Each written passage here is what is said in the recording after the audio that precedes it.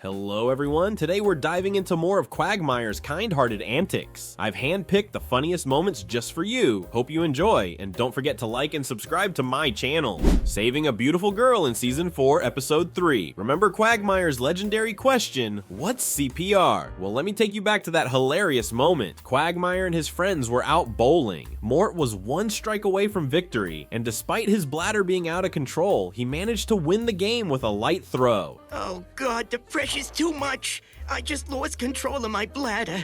Oh, why didn't I clothespin the end of my penis like Muriel told me to? He then warned everyone to stay away from acid, but Peter told him to calm down and not act like God. Mort pointed to the real God who was standing there drinking beer and chatting up girls. All right, now watch this. Oh, hey, guess I'll go over here for a minute. Oh, holy crap, that's still pouring itself. Oh, wow. Oh, that's amazing. I've never seen anyone do that. You want to go out later? As everyone was getting ready to leave, they noticed Quagmire was missing. I'll be right back. I'm gonna go tinkle. Turns out he was on a dark mission. Lois, meanwhile, was trying to find the best way to use the restroom when she heard the enthusiastic giggity sounds nearby. It distracted her and made her more cautious. Seeing Lois taking forever to sit down, Quagmire couldn't control himself and got caught by Lois in his terrible act. Would you just sit down and go to the bathroom already? Lois called the police and Quagmire was arrested for harassment. A scandal at the Quahog bowling alley tonight, where a local man, Glenn Quagmire, was charged with peeping in the ladies' room. Coming up, Diane's weight. Luckily for Quagmire, Joe with his 18 hero medals bailed him out of jail. Hey Joe, if you love medals so much, why don't you marry them? Peter joked just like he did when he married a cake. And your wife is this piece of pie? You got it. Love you. Okay, sign here.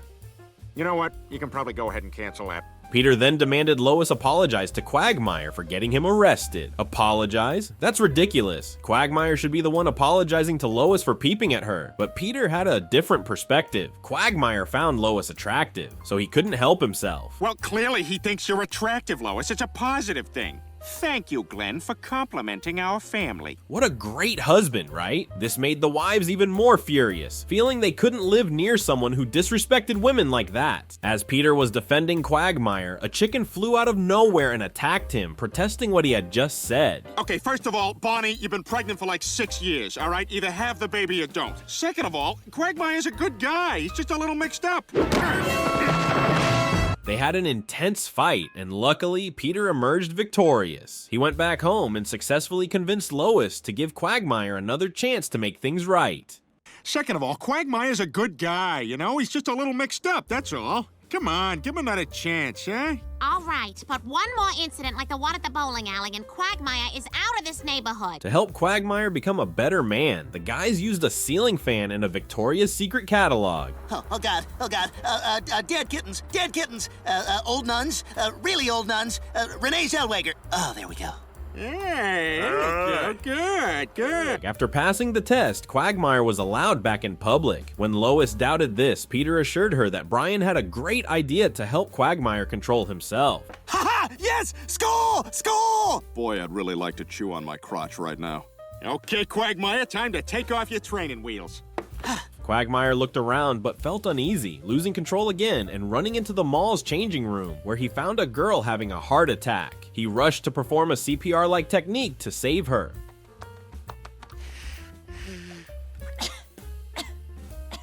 That was amazing. You saved her life. Thank God you know CPR. What the hell's CPR? Oh, Quagmire might have had other intentions initially, but he ended up saving the girl, right? His good deed was recognized, and the mayor even awarded him the prestigious Golden Key. Congratulations, Quagmire. You're the newest member of my Wall of Fame. Helping Peter become the ultimate husband in Season 12, Episode 9. While Peter was chatting with a deaf girl at work, Angela walked in and asked to speak with him privately. Peter told his boss that having a deaf colleague was awesome because it allowed him to practice sound effects with his voice without feeling embarrassed about imperfect sounds. Shabba-dabba-dabba-dabba-dabba. That's a helicopter hovering over a woman swimming in a pool. I also do animals. Here's a mouse. Mouse? Oh, that one's ready. Angela, not understanding his antics, informed him that he was promoted to forklift operator. Peter was thrilled by the news, especially since it came with a 5% raise. This was great because it gave him the budget to make cooler scene transitions. Cut away!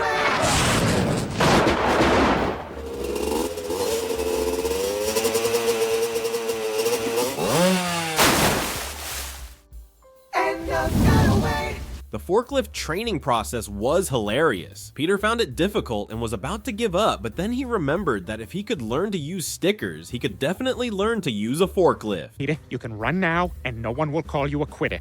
What am I saying? No! I learned how to use stickers, and I can learn how to use this. Isn't his comparison funny? I mean, driving a forklift is way harder than using stickers. Anyway, he mastered the forklift and quickly became proficient, pulling off all sorts of forklift shenanigans.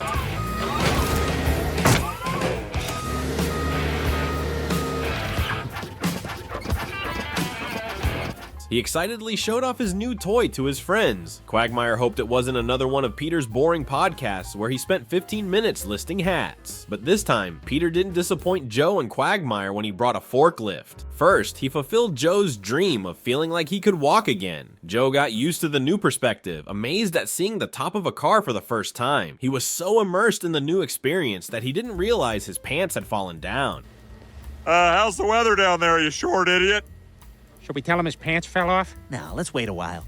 Well, you can't tell by the way I use my walk. I walk all the time because my legs can walk. Peter continued to use the forklift for various purposes, like lifting a lion cub. When a whale got stranded on the beach, everyone was clueless about how to save it. Peter appeared like a savior, making everyone happy, thinking he would help the poor whale. But no, this was when we saw how terrible his forklift skills were. He stabbed the whale with the forklift prongs, injuring it, and when he tried to return it to the sea, he couldn't lower it properly, leading to a horrifying scene where the whale died. Everyone was horrified, but Peter nonchalantly said, "You welcome," and walked away. You're welcome. Oh, cool shell.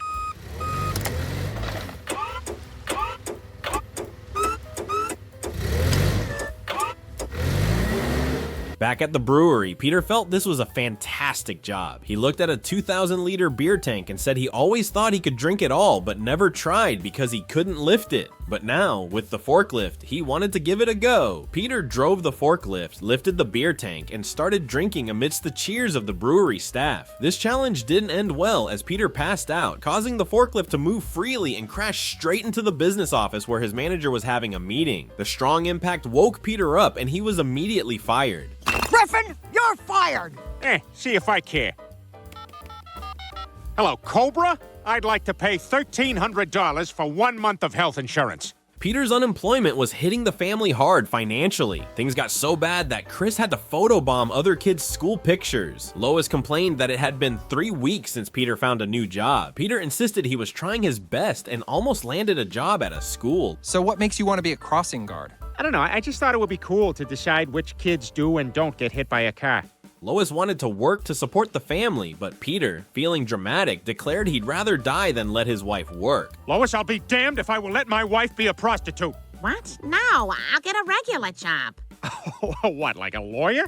Peter, there are jobs for women between prostitute and lawyer. Wartime nurse? Lois assured him she'd just get a regular job, and with no other options, Peter agreed and focused on his vinyl record collection. Lois went for an interview at Stop and Shop. When the interviewer found out she graduated from Grocery Store University, she got the job. She came home with the good news that she was employed, and the bad news for Peter that he had to take care of the household. Peter, confused, asked if he had to do exactly what Lois did. Wait, what? I gotta do what you do?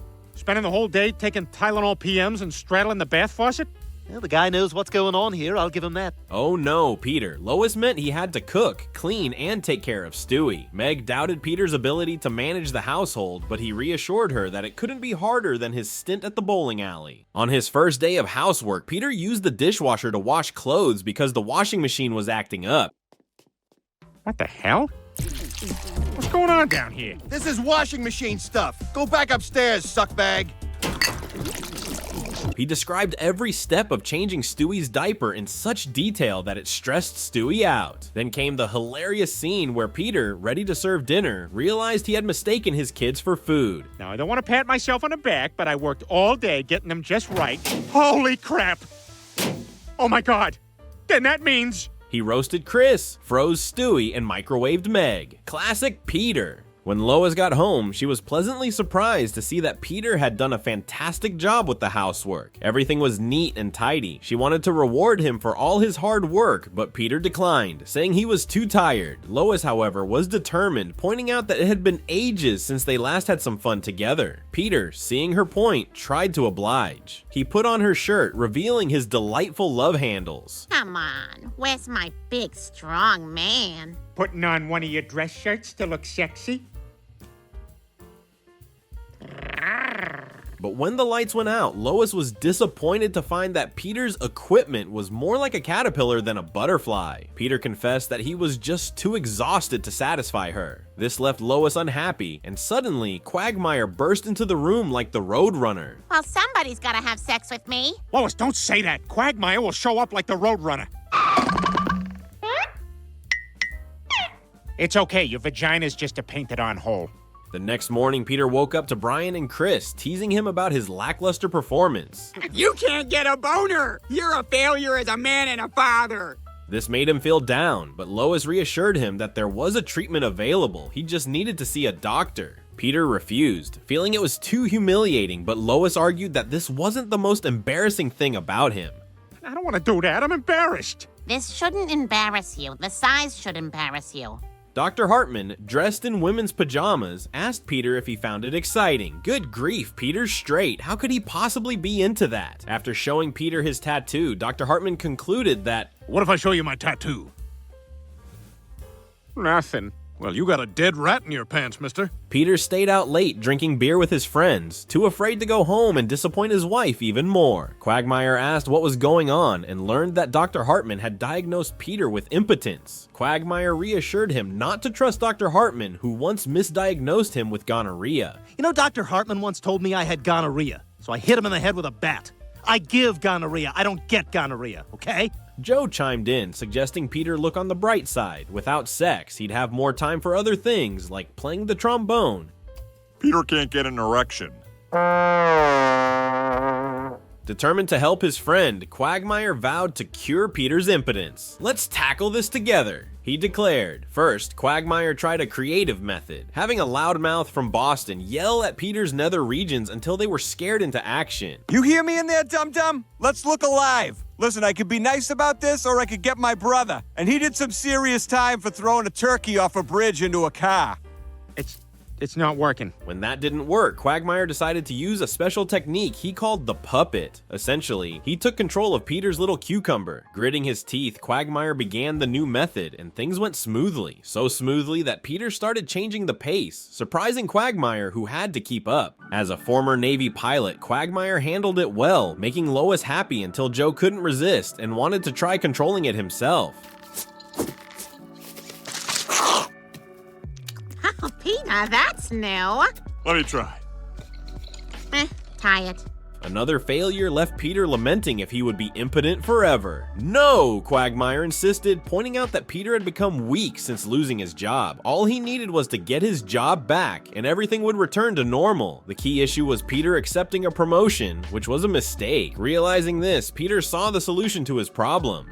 They went to Angela's office to get Peter's job back. With Quagmire's enthusiastic help and Peter's heartfelt words, Angela forgave him, and he returned to work. Peter went to Lois's workplace to tell her not to worry anymore because he had gotten his job back, and even better, his little cucumber was working again. Yeah, the bread's all soft and doughy, isn't it?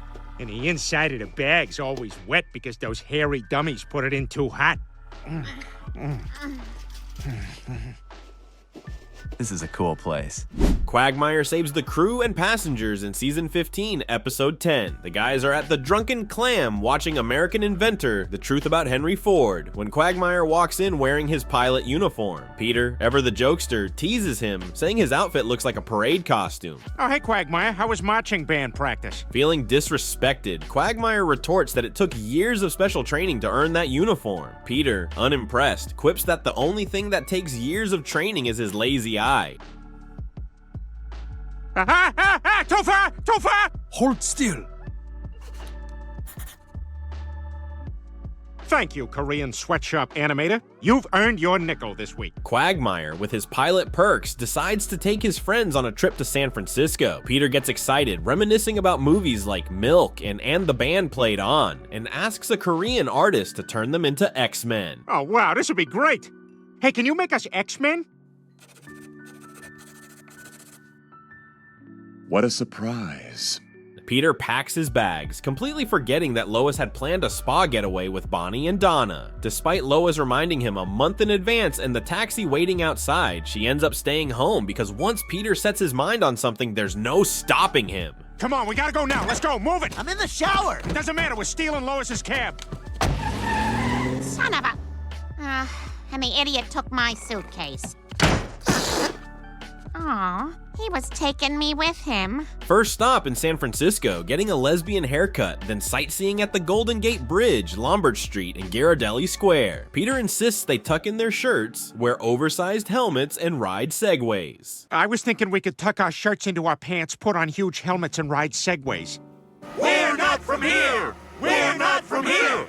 There, Peter meets his idol, Steph Curry, and immediately asks to sit on his lap during a press conference. Dad, the fat lady. Yeah, I see her, Peter. Make her go. That's not how we talk to people. Make her go! I'll leave. Yay, I'm learning bad lessons. After a few days in San Francisco, each guy has his own memorable experience, especially Joe, whose arms become muscular from navigating the hilly terrain. Wow, so that was San Francisco. I didn't realize how hilly it was gonna be. As they head to the airport, Quagmire gives them a cockpit tour, leaving the guys in awe. After explaining the autopilot feature and showing off his Lego collection and time capsule,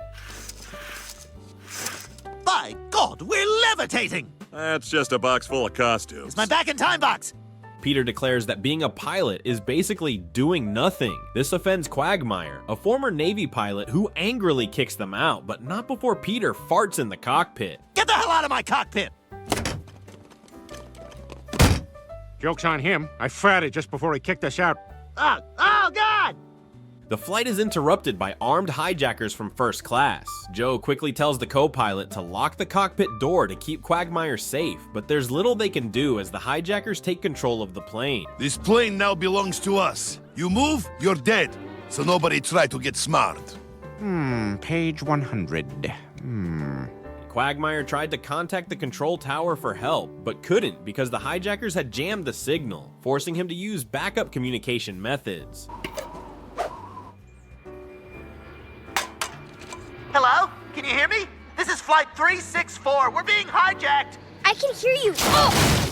They used the co-pilot to try and force him to open the cockpit door, but Quagmire held his position, searching for the nearest airport. Things got worse when the co-pilot was knocked unconscious. The hijackers continued to threaten Quagmire to take control of the cockpit, using more aggressive tactics that frightened everyone, especially Peter, who wished he was at home finishing his remake of the movie Inside Out. I'm joy. I'm sadness. I'm anger. I'm disgust. I'm poo. Oh, I need to use the bathroom. Yay, I win! This time, they drag Peter to the cockpit door and threaten to harm him if Quagmire doesn't open up. Peter bravely tells Quagmire, "Don't open the door." Don't open it, Quagmire. It's not worth it. Okay. Wait, what? That was quick. Spotting a distracted hijacker, Joe and Cleveland sneak down to the cargo hold to get weapons, but are soon discovered. The leader drags Peter to the cargo hold to confront Joe. Joe quickly activates the landing gear and tells Peter to grab onto something. Peter, grab onto something! Uh-oh, I grabbed my own belt. As they struggle for their lives, Quagmire announces over the intercom that the plane is flying over Yosemite National Park, causing everyone to pause and admire the view. Wow, that is truly awe-inspiring. It certainly is. And you know what you don't see from up here? Borders.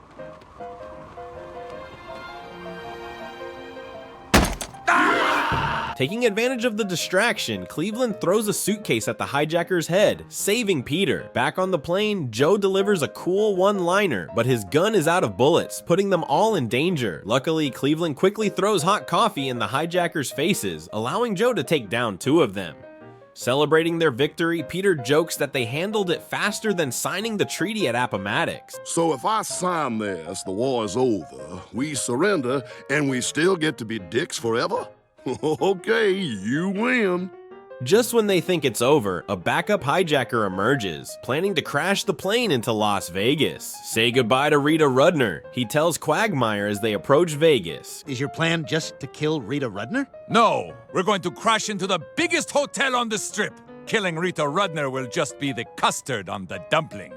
You know, we never quite nailed down what region you guys are from. Quagmire finds a way to subdue the hijacker by activating the seatbelt sign, buckling up and flipping the plane upside down, then riding it again and knocking the hijacker out. However, this maneuver injures many passengers who weren't paying attention to the sign. Oh, come on! Doesn't anybody pay attention to the sign? But it's not over yet. The military sends 2 fighter jets to rescue them, but Quagmire is worried because the jammed communication system prevents him from explaining the situation. Peter signals that they've got the hijackers under control, but his method only makes things worse. See? We don't need your help. We kicked their asses and we have their guns. I've got a visual on the terrorists. They've got a hostage in a blue shirt with a white collar. He must be an important businessman. The jets decide to fire, forcing Quagmire to showcase his piloting skills to dodge the missiles flying over Las Vegas. Peter wants to stop the plane to catch Frank Caliendo's 5 o'clock show. Come on, man, we're in danger. Despite his best efforts, the plane is hit, damaging one wing, and Quagmire has to make an emergency landing. Confident he can save everyone, he aims for a nearby lake and releases fire retardant. Oh, yeah, right there. That's good. And now to discharge the plane's fire retardant. Giggity. Quagmire saves Meg in Season 19, Episode 19. The story begins with the group discussing a show called House Hunters Westeros Edition. Peter thinks it's a silly, low-budget, cookie-cutter renovation show that doesn't satisfy anyone, but the more he watches, the more he likes it, and the group agrees. Cleveland suggests they could create a similar HGTV show. Peter agrees because they haven't done anything together since the roller coaster ride at the amusement park. I feel like I might be too heavy for this ride. No, they account for all types of people. You're fine. Help! I'm too heavy! Glenn! I'm too heavy! I'm too heavy, Mr. Quagmire! I'm too heavy! When Lois finds out Peter skipped the John Popper real estate seminar to make an HGTV show, she's disappointed he didn't invite her. They start filming with a new family, and Peter advises them to remodel their house into a spacious area with a kitchen and living room, but no bathroom. What? No bathroom? Where are they supposed to go? So we won't have any toilets? Well, sinks are basically toilets. I mean, they're both just holes with water. But it feels different. I can show you, and you'll see there's a very minimal difference. They named their show 5 Front Doors. Back home, Peter felt his house needed more front doors, so he used a giant hammer to smash through the walls, but Lois objected. The result? A huge hole in the wall. Peter didn't fix it, claiming he was just like every other husband. I'm gonna do what all husbands do when they screw something up. Tuck my penis high between my butt and hire a professional to fix it for me. I can't wait to own a house. That night, a stray cat wandered into the house. Brian reacted like a real dog, barking and chasing it away, but the cat wasn't scared. Hey, this is my house. I'm gonna jump forward but backwards to show you how serious I am. It jumped onto Meg's lap and she found it adorable, begging her parents to keep it. She named it Pouncy, and it became her pet. Brian opposes the cat's presence, arguing that this is a dog family and everyone should have consulted him before letting his natural enemy into the house. Lois reassures him that he'll get used to it, just like she got used to Peter's extra finger. Ow. Ugh, that finger stinks. I'm still learning to wipe with it, my love. Quagmire, as a cat rights advocate, checks the house to ensure it's a loving and safe environment for the cat. He only feels uneasy around Brian. Well, duh, because Brian hates cats. Quagmire notes that catnip is a Class B drug and ensures there's none in the house. Lastly, catnip is a Class B narcotic. It is a drug. It is a drug. Yeah, we don't keep any of that stuff around. Great. He then issues a cat adoption certificate, including all the necessary paperwork for cat care, food, a vet, and explains toxoplasmosis, a parasite in cat poop that can make people a bit crazy but isn't really dangerous. Pouncy and Meg quickly bond, performing a synchronized routine at the school talent show.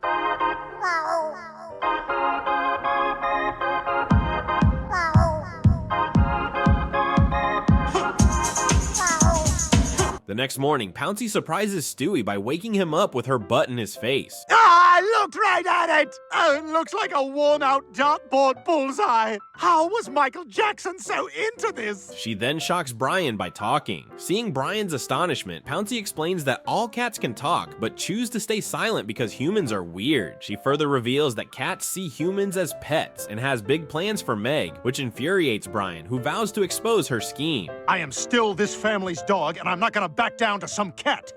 Fate whispers to the dog, "You cannot withstand the storm." The dog replies, "I am..." Ow! The dog replies, "I am the..." Ow! But it seems Pouncy is becoming more beloved in the family. When Stewie and Pouncy are discussing a book about Chinese communism by Chairman Mao, Brian tries to expose Pouncy's catspiracy to Stewie, but Stewie doesn't care and kicks Brian out. Look, I can't do this right now. We're pretty into our book about Chairman Mao. Sorry. Look, get out of here, Brian. You're messing me up. In his role as the family dog, Brian feels it's his duty to protect everyone from danger. He goes to Meg's room to warn her to stay away from Pouncy, but Meg tells him that Pouncy is now her pet and always there when she needs her. Unlike Brian, who was never around when she was bullied, tired, and really needed him, she even brought a microwave to her room to avoid everyone's nagging. Oh. You got Redenbachers up in there? Yeah? Oh, word? Brian, stop trying to sound young. Okay, booger. Boomer.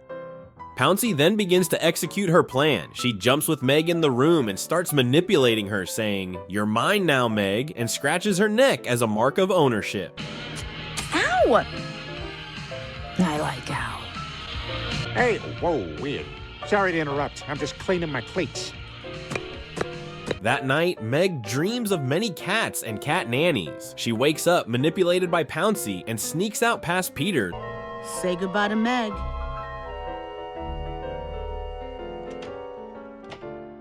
Who's Ned? Leaving a cryptic note with just the word meow. When Brian uses Google Translate, he finds out it's a farewell letter from Meg. At this moment, Quagmire appears and says she's gone. Quagmire has been watching the whole process through cameras and knows everything. He explains that if cats find the right person, they will enslave them for life because they need someone to take care of them in the wild. Meg has been infected with toxoplasmosis from cat poop, a disease discovered by this man, which made her lose control. Before Meg puts on the fluffy sweater, there's still time to save her, and he urges Brian to hurry. Brian wants Quagmire to go with him, but Quagmire cries and says he can't. You're not gonna come with me? I can't. They have me too. Go, Brian. Get out of here. Fully equipped with toys, Brian drinks some water and starts his mission to save Meg. He dramatically bursts into the house through the dog door and demands Meg be let go. Let her go! Oh, it stinks. Meg tells Brian he's too late after years of abandonment, mocking that she has found her destiny. Pouncy orders the cats to destroy Brian, leading to a series of hilarious dog-cat chase scenes.